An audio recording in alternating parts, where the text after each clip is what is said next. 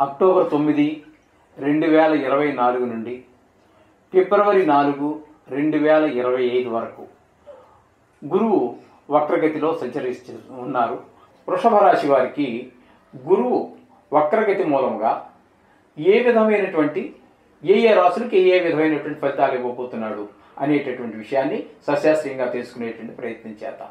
వృషభ రాశి వారికి వక్రగతి మూలంగా మేషంలో గురువు ఉన్నట్టుగానే మనం భావించాల్సి వస్తుంది. వ్యయస్థానంలో ఉన్నట్టుగా మనం పరిగణనలోకి తీసుకోవాల్సి ఉంటుంది. ఈ విధమైనటువంటి ఫలితాలు ఇస్తాడు ఏ స్థానంలో ఉండటం ద్వారా అన్నట్టయితే మనకి ఇక్కడ వ్యయస్థానంలో గురువు ఏ విధమైనటువంటి ఫలితాలు ఇస్తాడు అని అంటే మనకి ఈ గురువు యొక్క ఒక దైవభక్తి లేకపోవటము, అలాగే సంతాన కారకుడు కాబట్టి సంతానం మీద దుష్ప్రభావాలు చూపించటము, ఈ విధమైనటువంటి కొంచెం ధన ఆదాయం తగ్గటము, ఈ విధమైనటువంటి ధనం వ్యయం అవ్వటము, ఆ వ్యయం కూడా కొంచెం ధర్మ కార్యాలకి దైవ కార్యాలకి సంబంధించి ఖర్చు అవ్వటము, ఈ విధమైనటువంటి ఫలితాలన్నీ కూడా వృషభ రాశి వారికి కనబడుతూ ఉంటాయి.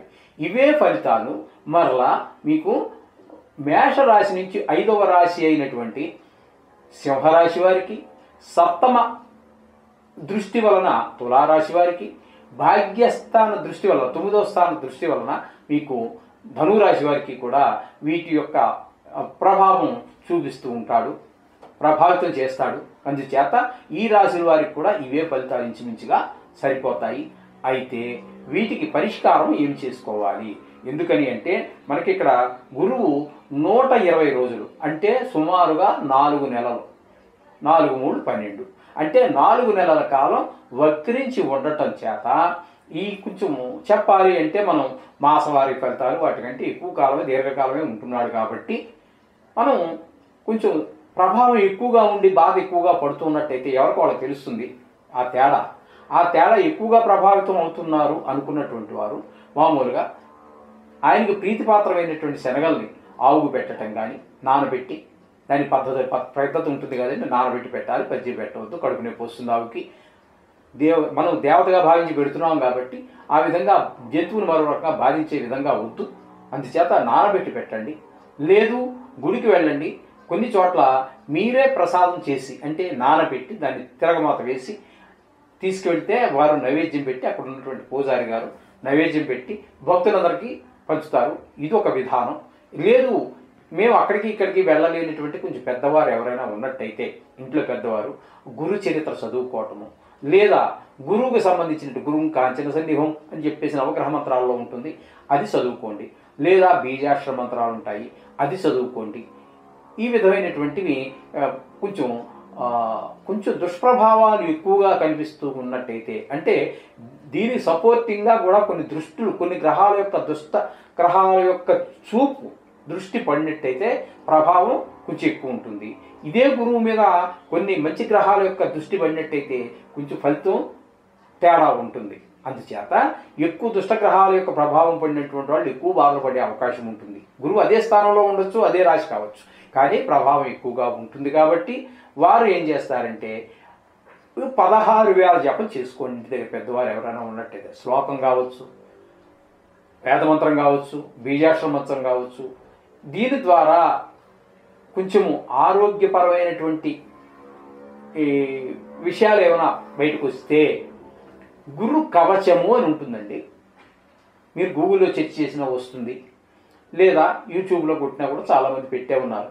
గురు కవచం కూడా రోజు ఒకసారి చదువుకోండి.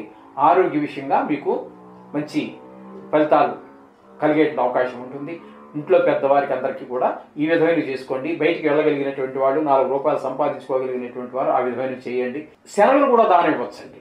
ఓ బ్రాహ్మణుడి ఇంటికి పిలిచావు, లేదా మీరు గుడికి వెళ్ళావు, లేదా ఏదో బ్రాహ్మణికి ఫోన్ చేసి మీ ఇంటి పురోహితులు ఎవరైనా ఉంటారు కదండి మహానుభావులు, వారికి ఒకసారి ఫోన్ చేస్తే వస్తారు. 1 కేజీ బావు శనగలు ధాన్యం ఇచ్చి ఏదో 100 రూపాయలు మీ మనస్సంకల్పం, మనసులో ఏ విధమైన సంకల్పం, 100 ఇద్దామా, 200 ఇద్దామా, 500 ఇద్దామా, అది మీ యొక్క ఆర్థిక పరిస్థితి మీద ఆధారపడి ఉంటుంది. దాని ద్వారా ఇచ్చినట్టయితే ఈ యొక్క సమస్యకి పరిష్కారాలన్నీ దొరుకుతాయి, చక్కటి ఫలితాలు అన్నీ వస్తాయి. గురుగ్రహ బలం లేనప్పుడు ఏం చేయాలి? ఉన్నప్పుడని కాదు, ఉన్నప్పుడైనా లేనప్పుడైనా గురుగ్రహం గురించి మన జపాలు, మంత్రాలు, రకరకాల మంత్రాలు ఉన్నాయండి. నేను మీకు బీజాక్షర మంత్రాలు చెప్తాను. ఇవి మీకు స్క్రీన్ మీద కూడా కనిపిస్తూ ఉంటాయి. అది 11 కూడా నేను చెప్తాను, ఒక్కోటి 2 సార్లు చెప్తాను. అది మీరు అవసరమైనప్పుడంతా కూడా మీరు పెట్టుకుని వినడానికి వీలుగానే ఉంటుంది. ఇది ఒక్కసారి చూసి నేర్చేసుకున్నాం కదా అనేది లేదు, నోటికి రాలేదు కదా అనుకోక్కర్లేదు. ఇందులో ఈ 11 మంత్రాలు నా దగ్గర ఉన్న 11, 12 రకాలు ఉన్నాయి. ఇవి చెప్పడం ద్వారా ఇందులో మీకు ఏది సులువుగా అనిపిస్తే, పలకటానికి ఏది సులువుగా అనిపిస్తే దాన్ని ఎంచుకోండి. అది మీదే ఛాయిస్. 11 రోజు చదవాలని మాత్రం అనుకోకండి. ఇందులో ఏదో ఒకటి ఎంచుకోండి. ఎంచుకున్నట్టయితే మీకు చక్కటి ఫలితాలన్నీ కూడా, ఈ జపం ఫలితాలు మీకు మామూలుగా వేదమంత్రం ఉందనుకోండి, ఓం బృం బృహస్పతయే నమః, ఓం బృం బృహస్పతయే నమః, ఇది ఒక మంత్రం అండి. ఇది పలకడానికి అన్నిటికంటే సులువుగా ఉంటుంది. ఇకపోతే రెండవది ఓం ఐం క్లీం బృహస్పతయే నమః, ఓం ఐం క్లీం బృహస్పతయే నమః అండి. ఇక మూడో మంత్రం ఓం హ్రాం హ్రీం హ్రౌం బృహస్పతయే నమః, ఓం హ్రాం హ్రీం హ్రౌం బృహస్పతయే నమః. ఇక నాలుగో మంత్రం ఓం ఐం ఓం సురగురో అభీష్టం యచ్చ యచ్చ స్వాహా, ఓం ఐం ఓం సురగురో అభీష్టం యచ్చ యచ్చ స్వాహా. ఇది నాలుగో మంత్రం అండి. ఇందులో ఏదో ఒకటే చదువుకోవాలి. మనం చెప్పేట్టు 11, 12, 13 ఎన్నైనా ఉండేవి. ఒక్క మంత్రాన్ని మీరు ఎంచుకోండి, మీకు ఏది సులువు అనిపిస్తే దాన్ని. ఇక ఐదో మంత్రం దగ్గరికి వస్తున్నాం.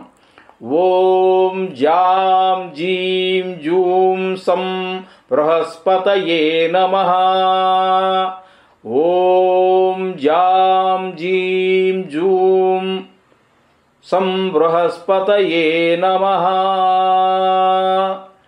ఇది ఐదో మంత్రం అండి. ఇక ఆరో మంత్రం దగ్గరికి వెళదాము. ఓం నమః శివాయ నమః, ఓం శిం శివాయ నమః, ఓం నమః శివాయ నమః, ఓం శిం శివాయ నమః. ఆరో మంత్రం అయిందండి. ఏడో మంత్రం ఓం ఐం హ్రీం సురగురో అభీష్టం యచ్చ యచ్చ శ్రీం శ్రీం ఐశ్వర్యం దేహి దేహి స్వాహా, ఓం ఐం హ్రీం సురగురో అభీష్టం యచ్చ యచ్చ శ్రీం శ్రీం ఐశ్వర్యం దేహి దేహి స్వాహా. 7 మంత్రాలు అయినాయండి. ఓం ఐం హ్రీం శ్రీం శ్రీం క్లీం వం సౌః ఐం గురవే నమః, ఓం కం లం ఈం ఏం బృహస్పతి గ్రహాయ హ్రీం సర్వారిష్టాన్నాశయ నాశయ స్వాహా ఐం ఓం, ఓం కం లం ఈం ఏం బృహస్పతి గ్రహాయ హ్రీం సర్వారిష్టాన్నాశయ నాశయ స్వాహా ఐం ఓం. 9 మంత్రాలు అయినాయండి. ఇక 10వది చెప్పుకుందాం. ఓం హ్రీం శ్రీం ఐం గ్లౌం గ్రహపతయే బృహస్పతయే ఏం టః శ్రీం టః ఐం టః స్వాహా. మరలా ఒకసారి చెప్పుకుందాం. ఓం హ్రీం శ్రీం ఐం గ్లౌం గ్రహాధిపతయే బృహస్పతయే ఏం టః శ్రీం టః ఐం టః స్వాహా. ఈ టా మాత్రం మొదటిది కాదండి, రెండోది ఒత్తు టా. అది కూడా స్పష్టంగా పలకాలి. టహా కాదండి, ఠహ. తెలుస్తుంది కదా? ఓకే. ఇక 11వది ఓం హ్రీం శ్రీం బ్లీం ఐం గ్లౌం గ్రహాధిపతయే బృహస్పతయే వీం టః శ్రీం టః ఐం టః స్వాహా. మరొక్కసారి చెప్పుకుందామండి. ఓం హ్రీం శ్రీం బ్లీం ఐం గ్లౌం గ్రహాధిపతయే బృహస్పతయే వీం టః శ్రీం టః ఐం టః స్వాహా. ఇది 11వ మంత్రం అండి. ఇంకా చాలా ఉన్నాయి. చాలు 11లో మీకు అనుకూలంగా ఉన్నటువంటిది, పలకడానికి అనుకూలంగా ఉన్నటువంటిది, పలకగలని నమ్మకం ఉన్నటువంటి దాన్ని ఎంచుకోండి. ఏదో ఒక్కటి చాలు, అన్నీ చదవాలని కాదు. మీకు చెప్పినవి 11 రకాలు ఉన్నాయి. ఇందులో మీకు సులువైన దాన్ని, అనుకూలమైన దాన్ని మీరు ఎంచుకోండి. రోజు పారాయణ చేయండి. ఇది చాలా త్వరగా 16,000 జప సంఖ్య చాలా ఈజీగా అవుతూ ఉంటుంది. ఈ గురువుకు సంబంధించి మనకి పంచాంగంలో కూడా శ్లోకాలు ఉన్నాయండి.